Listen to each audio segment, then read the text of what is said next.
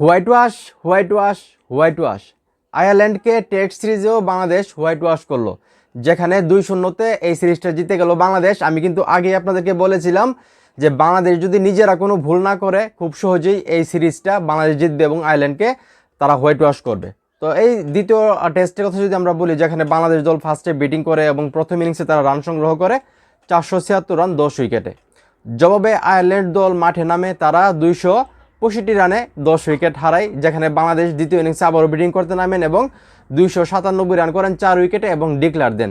যেখানে আবারও আয়ারল্যান্ড দল দ্বিতীয় ইনিংসে ব্যাটিং করতে নামেন, তারা আবারও ব্যাটিং বিপর্যয়ে পড়েন এবং 291 রানে অল উইকেট হয়ে যায়। যেখানে বাংলাদেশ 217 রানে আয়ারল্যান্ডের বিপক্ষে দ্বিতীয় টেস্ট ম্যাচ জিতে যায়।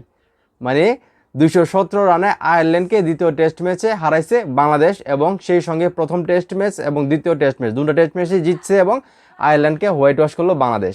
তো বাংলাদেশের এই যে আয়ারল্যান্ডের বিপক্ষে দুর্দান্ত পারফরমেন্স, এই পারফরমেন্সটা আসলে সব দলের সঙ্গে যদি করতে পারে, সেটা কিন্তু বাংলাদেশ ক্রিকেটের জন্য অনেক ভালো হবে আমি যেটা মনে করি। এবং এবার যে পজিটিভলি বাংলাদেশের প্রত্যেকটা প্লেয়ার খেলছে, মুশফিকুর রহিম থেকে শুরু করে শান্ত, লিটন, প্রত্যেকটা প্লেয়ার, তাইজুল ইসলাম, সবাই যে কনফিডেন্সলি খেলছে, এই কনফিডেন্সটা যদি ধরে রাখতে পারে, আমি মনে করি বাংলাদেশ আরও টেস্ট ক্রিকেট আরও ভালো উন্নতি করতে পারবে বলে আমি যেটা মনে করি আর কি। তো এখন এই মুহূর্তে যারা আমার এই ভিডিও দেখতেছেন, বাংলাদেশের এই যে আসলে উন্নতি বা এত ভালো পারফরমেন্স আয়ারল্যান্ডের বিপক্ষে, এই বিষয়টাকে আপনারা কীভাবে দেখতেছেন সেটা অবশ্যই কমেন্ট করে জানাবেন। এবং কোন প্লেয়ারের খেলাটা আসলে আপনাদের সবচেয়ে ভালো লাগছে সেটা অবশ্যই কমেন্ট করে জানাবেন। আপনি যদি এই চ্যানেলে নতুন হয়ে থাকেন, চ্যানেলটা সাবস্ক্রাইব করে সাপোর্ট করবেন।